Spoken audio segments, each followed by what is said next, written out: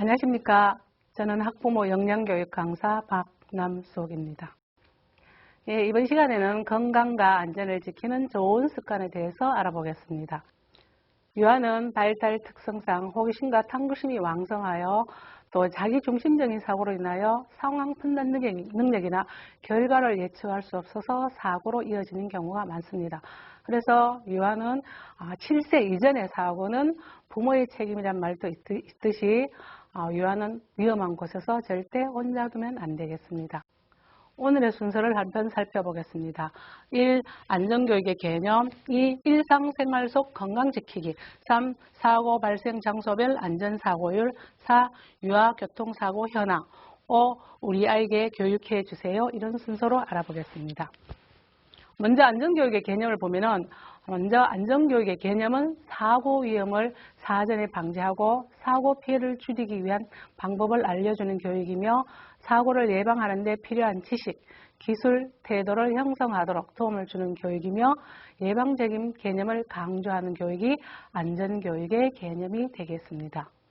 일상생활 속 건강지키기를 살펴보면 6가지가 있는데 먼저 손 씻기를 보겠습니다. 올바른 손 씻기만 잘하여도 감염병의 50%는 예방할 수 있다고 합니다. 순서를 보겠습니다. 먼저 올바른 손 씻기는 첫째, 손바닥과 손바닥을 마주대고 문질러준다. 둘째, 손바닥과 손등을 마주대고 문질러준다. 셋째, 손바닥을 마주 잡고 손깍지를 끼고 문질러준다. 넷째, 손가락을 마주 잡고 문질러준다. 다섯째, 엄지손가락을 다른 손바닥을 감싸면서 돌리면서 문질러준다. 마지막으로 다른 손가락을 손바닥 반대편에 놓고 문지르면서 손톱 밑에 세균을 깨끗이 씻어준다. 이것은 30초 동안 지속적으로 해줘야만 그 세균이 우리 몸에서 떨어져 나간다고 하기 때문에 빨리 씻기보다는 30초 이상을 씻도록 교육해 주시기 바랍니다. 둘째, 수분 섭취와 습도 조절을 보겠습니다. 유아기에 수분이 부족하게 되면은 면역력을 떨어지고 또 우리가 적당한 물을 마시게 되면은 면역력을 길러주면서 어쩌면 우리 몸에 보약과 같은 존재도 보약과 같은 역할을 하기도 합니다. 그래서 유아는 최소 하루에 6잔에서 8잔 정도의 물을 마시며 또한 그 물 마시는 방법은 식사와 떨어진 시간에, 그러니까 아침에 공복 시간이라든가 식사를 하고 난 후 좀 시간이 지난 뒤에 아니면 식사를 하기 전 한참 전에 물을 마시는 것이 우리 몸의 수분 섭취에 도움이 되겠습니다. 그리고 수분과 또 습도, 온도를 살펴보면은 온도가 15도 있을 때 수분이 70도가 매우 쾌적한 환경이며 24도 이상일 때는 수분이 40%가 적당한데 이 수분과 온도는 반비례하는 것을 알 수가 있습니다. 그리고 이 수분이 부족하게 되면은 피부, 천식, 독감, 안구건조증, 또 심장병 발병률이 높아진다고 합니다. 다음은 물이 우리 몸에 미치는 영향을 살펴보겠습니다. 물은 우리가 너무 많이 먹어도 독이 되고 너무 적게 먹어도 이렇게 생명에 지장을 가져올 수 있습니다. 그렇듯이 물이 우리 몸에 미치는 영향을 살펴보도록 하겠습니다. 첫째, 물과 우리 몸을 보면은 물은 6대 영양소에 포함이 되죠. 그래서 첫째, 물은 우리 몸에서 70% 정도를 체액으로 구성하고 있으며 또 1일 복용량은 성인은 2.5리터 정도고 어린이는 1.2리터에서 1.6리터 정도인데 하루에 6잔에서 8잔 정도가 아주 적정합니다.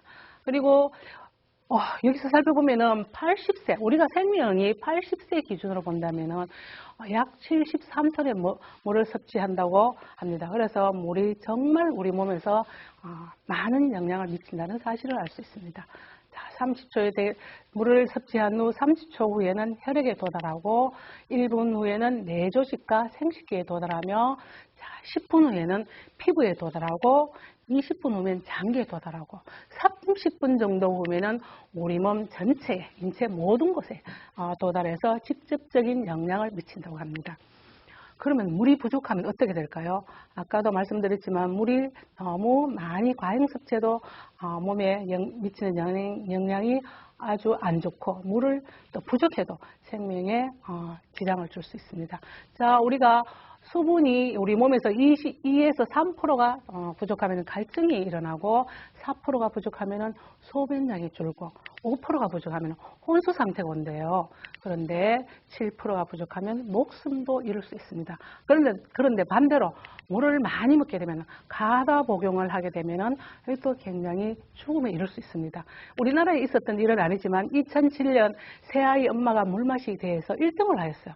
그런데 바로 급성 물 중독으로 사망을 했습니다. 나트륨 부족이겠죠.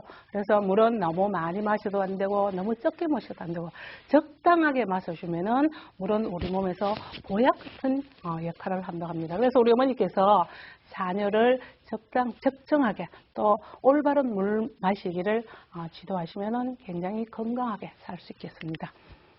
다음은 우리 아이의 필수 영양소. 옛날에는 뭐 탄수화물부터 시작해서 5대 영양소, 6대 영양소 했는데 요즘은 과잉증이 주로 많죠. 그런데 여기 보면은 결핍증이 일어나는 이유는 편식을 하기 때문에 결핍증이 일어나죠. 첫째, 철분이 결핍하면은 빈혈이 오고 또 공부하는 아이에게는 집중력이 떨어진다고 합니다. 그리고 비타민 A가 부족하게 되면은 야맹증, 자주 아프고 면역력이 떨어지고 칼슘이 부족하면 다 아시죠? 뼈에 관련된다는 거. 그래서 칼슘이 부족하면은 구루병이 나고 또 비타민 B2가 부족하게 되면 성장이 부족하고 잇몸에 상처가 잘 낫지 않는데요. 우리 어른들께서도 잇몸에 상처가 나면 잘 안 나는 경우가 있죠. 이것은 비타민 B2가 부족해서입니다. 그리고 풍부한 음식을 보면 철분은 육류, 달걀, 노른자, 통곡식은 현미와 같이 껍질을 많이 벗기지 않은 곡식이죠. 조개류에 많이 들어있고 비타민 A는 녹황속 채소, 그러니까 당근, 시금치, 호박, 토마토에 많이 들어있습니다.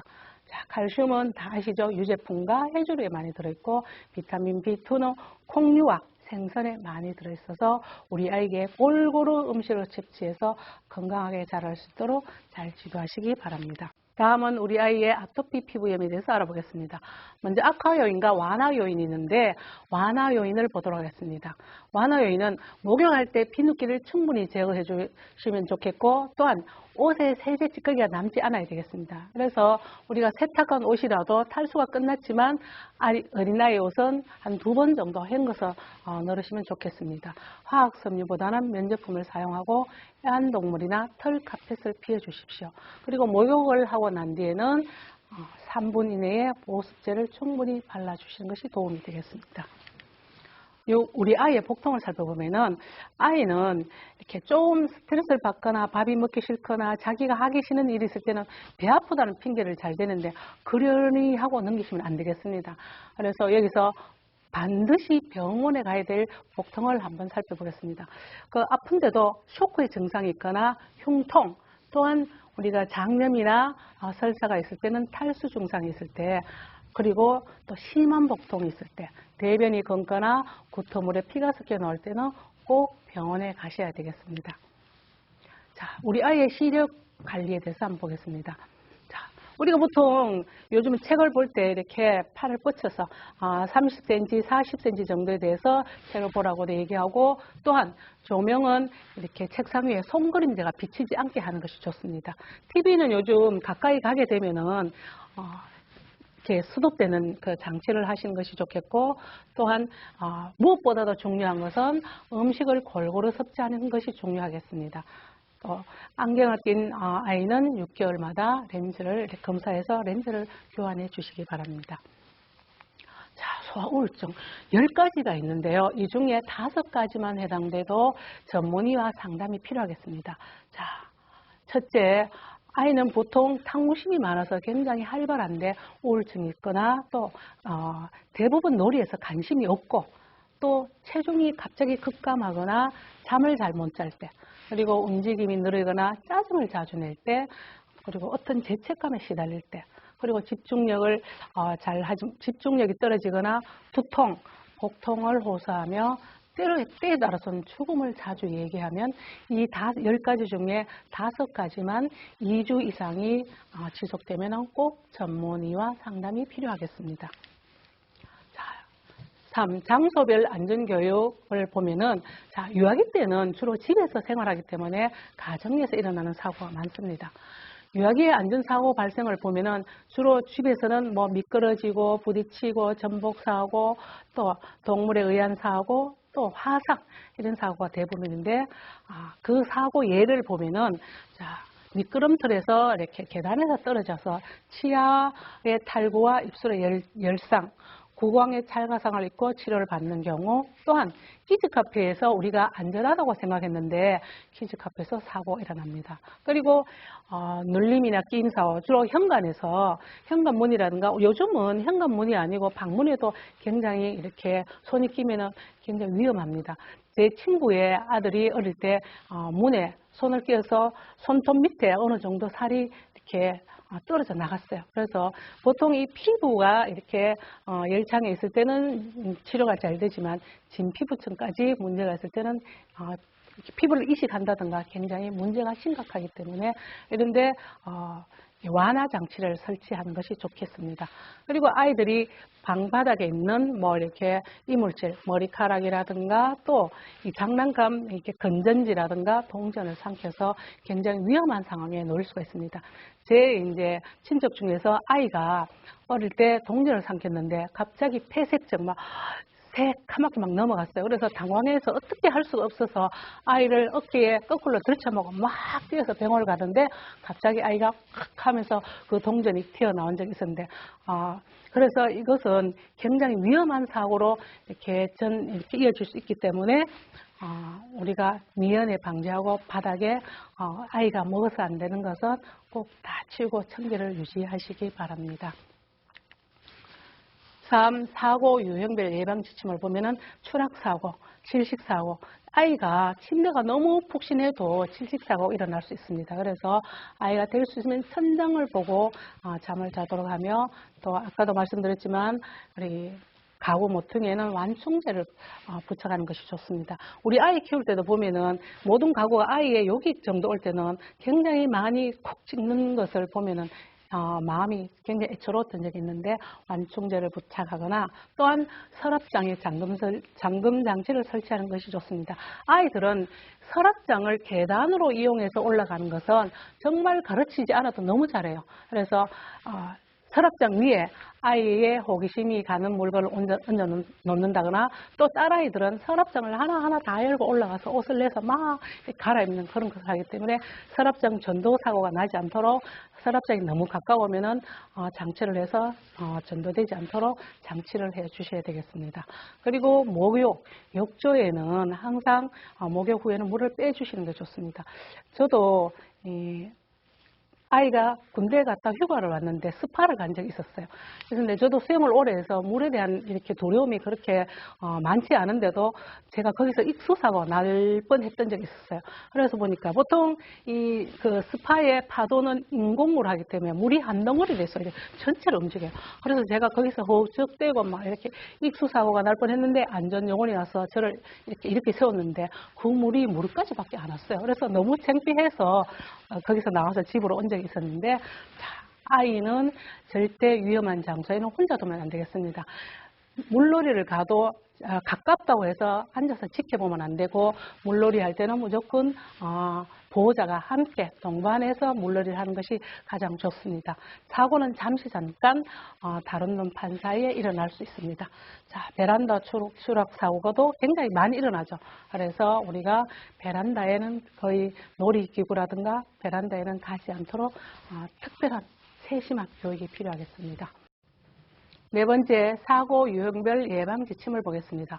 계속 되풀이되죠. 삼킴 사고, 화상 사고, 문끼임 사고, 또 블라인드 끈 질식 사고, 또 야외에서 스포츠 할 때는 자전거나 인라인 스케이트 할 때는 PD 보호장구를 필수 착용해야 되겠으며 엘리베이터에서는 보호자와 함께 타는 것이 굉장히 중요합니다. 우리 아들도 한번 엘리베이터에서 갇힌 적이 있었는데 그 트라우마는 굉장히 오래 갔습니다. 그리고 화상사고 같은 경우는 뒤에 또 다시 한번 하도록 하겠습니다. 자, 우리 집 안전을 점검해 보세요. 추락과 낙상한 장소는 없는가? 화상, 감전, 화재. 장소는 없는가? 콘센트는 안전덮개를 꼭 끼워주시기 바랍니다. 유독성 물질 같은 것은 어린아이가 손을 닿지 않는 곳에 보관하는 것도 중요하지만 이런 유독성 물질은 아예 집안에 두지 않는 것이 가장 안전하겠습니다. 그리고 부서진 장난감, 작은 부품이나 날카로운 부품이 있는지를 꼭 확인하시고, 자, 욕조에 물은 꼭 빼주고, 또 위험한 장소, 물놀이는 꼭 함께 하도록 하시면 되겠습니다. 유아의 교통사고를 보면은 특히 0세에서 14세 미만의 자녀의 사망사고 1위는 교통사고입니다. 그 교통사고는 어디서 가장 많이 일어나느냐 하면은 횡단보도에서 가장 많이 일어납니다. 그래서 횡단보도에 뭐 3원칙, 5원칙 이렇게 얘기하는데 일단 횡단보도의 원칙을 한번 보도록 하겠습니다. 횡단보도에 먼저 들어서면은 노란 안전선이 있어요.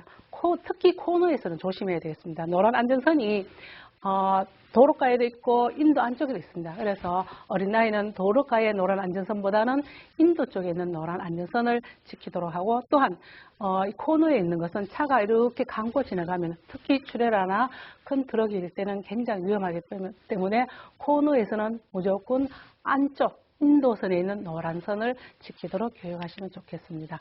자, 먼저 횡단보도에서는 우선 멈춘다, 신호등을 확인한다, 손을 든다, 자동차가 오고 있는지 확인한다. 건너면서도 그냥 건너는 것이 아니라 운전자의 눈을 맞추면서 나는 건너고 있다는 사인을 보내면서 건너가도록 교육을 하시면 좋겠습니다. 친구들과 장난은 절대 금지겠죠. 그런데 전멸 신호등 때는 어떻게 할까요? 했더니 어떤 할머니께서 뛰어간다 이렇게 말씀하셨어요. 물론 우리가 횡단보도를 건너고 있을 때는 조금 빠른 걸음으로 가면 좋겠지만 횡단보도를 건너기 전에는 전멸 신호등 때는 꼭 다음 신호등을 건널 수 있도록 지도하시기 바랍니다. 자, 상황별 예방 교육이 4가지가 있는데 먼저 유아 성교육의 필요성을 보겠습니다. 우리 몸은 어느 한 곳도 소중하지 않는 곳이 없습니다. 코 없어도 안 되겠죠. 눈, 귀, 손, 다리 어느 한 곳도 우리 몸에서 없어서는 안 되는 소중한 것입니다. 그렇지만 그보다도 더 소중한 것이 있어요. 어딜까요? 남자와 여자를 구분짓는 생식기입니다. 남자의 생식기는 음경이라고 하고 여자의 생식기에는 음순이라고 합니다. 이것은 너무나 소중하기 때문에 함부로 만져서도 안 되고 함부로 누군가를 보여줘서도 안 됩니다. 내 몸이 소중한 것만큼 다른 사람의 몸도 소중하기 때문에 그 상대방의 허락 없이 남의 몸을 함부로 절대로 만져서는 안 되겠죠. 특히 우리 생식기는 더욱더 소중하기 때문에 함부로 보여달라고 해서도 안 되고 함부로 만져서도 안 됩니다. 물론 생식기뿐만 아니라 상대방의 모든 몸은 그 상대방의 주인이 허락하지 않는 한 마음대로 절대로 만지면 안 되겠습니다. 자, 성폭력 예방 방법을 보면은 성폭력 예방 방법을 꼭 알려주세요. 자, 놀이터나 인적이 드문 곳에 혼자 가지 않도록 합니다. 공공화장실, 엘리베이터 이런 것은 어른과 함께 갑니다. 또 어두운 곳에서 모르는 사람이 부르면 절대 가지 않습니다. 그런데 아이들은 모르는 사람은 잘 따라가지 않습니다.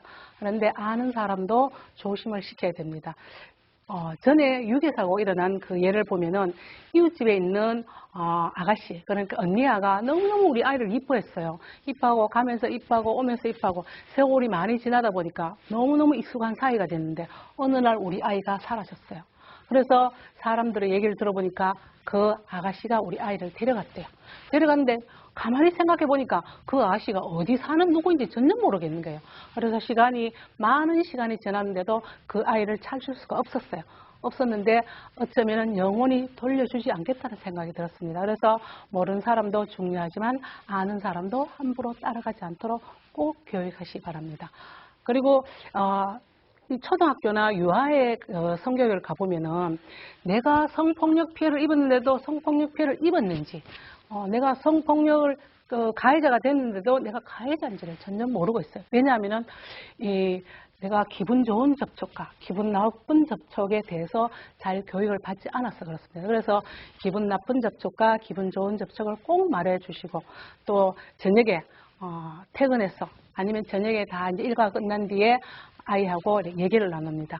가장 훌륭한 성교육 강사는 선생님은 부모님이라고 합니다. 그래서 저녁에 아이가 오늘 하루 있었던 일과를 쭉 얘기를 들어보고 어떤 위험한 상황이 있었다고 해서 깜짝 놀라는 표현은 절대 하시면 안 되겠습니다. 아, 그랬어 하고는 이제 다시 우리가 대처를 하면 되겠죠. 그래서 하루 있었던 얘기를 자연스럽게 다 듣고 우리 아이가 종일 어떤 환경에서 살고 있는지를 꼭 파악하시기 바랍니다. 다음은 유아 발달 특성 및 유괴 사례에 대해서 말씀드리겠습니다. 이미 유괴 사례에 대해서 앞에 말씀드렸죠. 보통 유괴 사례를 할 때 그 예를 들어보면은 아이들이 호기심 있는 거, 길을 가르쳐 달라, 애완동물, 또 선물을 준다든가, 이런 또 게임기가 있다든가 이렇게 해서 아이들을 이렇게 유괴하는 사례가 많은데, 또 어떤 경우는 할아버지 할머니가 짐을 들어달라고 하거나 또 다리를 기부스한 청년이 이렇게 물건을 차에까지 갖다 달라고 했는데 실험 결과 아이들은 정말 그 청년이 기부스를 했기 때문에 불쌍해서 차 안에까지 갖다 주는 사례를 봤습니다. 그런데 우리가 아이에게 꼭 교육해야 될 것은 건강한 어른은 절대 아이에게 도움을 청하지 않는다는 사실을 꼭 명심하도록 하고, 가다가 어른이 나에게 도움을 요청할 때는 저는 바빠요, 학원 가야 됩니다, 다른 어른에게 부탁하십시오 하고 빨리 그 자리를 피해야 되겠습니다. 만약에 어떤 성폭력이 시작된다면은 싫어요, 안 돼요, 하지 마세요, 단호하게 큰 소리로 하고는 빨리 그 자리에서 사람이 많은 곳에 가서 도움을 청하거나 또 슈퍼나 약국 같은 데 들어가서 도움을 청하도록 교육하시기 바랍니다. 자, 미세먼지 안전교육. 제가 TV에서 마스크 실험하는 걸 봤습니다. 봤는데 일회용 마스크는 미세먼지가 70% 막아주고 미세 전용 마스크는 90% 정도 막아주고 천 마스크는 거의 다 통과했습니다. 지금 우리가 코로나19 때문에 거의 이렇게 마스크가 생활화됐는데 미세먼지는 아무 마스크나 끼면 안 됩니다. 이 미세먼지가 입자가 너무너무 작아서 저도 상상이 가지 않는데 그 미세먼지가 피부속으로 들어가서 장기에도 치명적인 해를 주고 뇌에까지 들어가서 치명적인 해를 입힐 수 있다고 합니다. 그래서 미세먼지 예보가 있는 날은 미세먼지 전용 마스크를 껴서 착용해서 보내고 저녁에 돌아오면은 꼭 깨끗이 씻어주기를 바랍니다. 가정에서 할 수 있는 응급처치를 살펴보면 응급처치라는 것은 먼저 어떤 사고가 났을 때 전민적인 의료 서비스를 받기 전까지를 응급처치라고 합니다. 자, 응급처치는 왜 필요하냐면은 그 부상자가 입은 환자의 손상 부위를 악화를 방지하고 회복에 도움 주는 경우도 있지만은 환자의 심리, 많은 사고가 클 때는 굉장히 그 환자가 죽을지 모른다는 그런 이렇게 부담감을 갖고 있는데 응급처치를 하면서 괜찮다, 충분히 이렇게 고칠 수 있다, 안전하다를 해주면서 심리적인 도움에도 매우 도움이 된다고 합니다. 자, 그 예를 보겠습니다. 우리 옛날에는 코피가 날 때 코를 뒤로 막 젖혔죠. 그런데 그것은 잘못된 방법이었고 앞으로 머리를 숙여서 솜이나 꺼즈로 이렇게 콧구멍을 막아줍니다. 자, 출혈이 심한 경우는 물론 소독한 꺼즈로 그 환부에 덮어서 이렇게 꼭 눌려서 지압을 하겠습니다. 자, 화상을 입었을 경우에는 저도 화상을 입고 우리 아이도 화상을 입었는데 화상을 입었을 때는 당황하시지 말고 또 그렇다고 너무 빨리 병원에 가는 것보다는 이 화상 부위에 따라서 10분에서 30분 정도 흐르는 냉수에 식혀주는 게 훨씬 예후가 좋다고 합니다. 그래서 화상을 입었을 때는 당황하지 마시고 냉수에 꼭 이렇게 10분에서 20분, 30분 정도 식혀서 병원에 가시도록 꼭 기억하시기 바랍니다. 눈을 다쳤을 때는 절대 비비면 안 되고 또 생리식염수나 깨끗한 흐르는 물로 씻어주고 또는 그 상처 부위는 절대 비비거나 누르면 안 됩니다. 그래서 깨끗한 꺼즈나 수건으로 눌려서 바로 병원을 찾으면 되겠습니다. 치아가 빠졌을 때 아이들이 보통 부딪혀거나 치거나 넘어져서 치아가 빠지는 경우가 있는데 덜렁덜렁 할 때는 그것을 뽑지 말고 그대로 밀어서 병원에 가시고 또 입안은 깨끗한 물로 헹구고 또 그 깨진 치아 조각은 우유나 또한 이렇게 생리식염수에 담아서 바로 병원 가시는 것이 좋겠습니다. 자, 벌을 쏘였을 때는 보이는 그림과 같이 카드로 긁어서 일단 벌침을 제거하고 그리고는 부종 위에 얼음 찜질을 하는 것이 좋은데 우리가 화상을 입었을 때는 오염 정도가 있기 때문에 화상에는 직접적인 얼음을 이렇게 피부에 닿는 것은 좋지 않은 방법이 되겠습니다. 자, 개와 뱀에 물렸을 경우는 첫째, 5분에서 10분 정도 핀으로 흐르는 물을 씻어줍니다. 씻어주는데 강아지 같은 경우는 감염병 예방 접종을 했는지 꼭 확인하시기 바랍니다. 그리고 뱀은 여기 그림과 같이 자, 그 한부에서 5 내지 10cm에 묶어주는데 손가락이 하나 정도 들어가도록 해서 묶어주는 것이 좋습니다. 단 주의할 것은 칼로 째거나 입으로 빨아먹는 행위는 굉장히 위험한 행위입니다.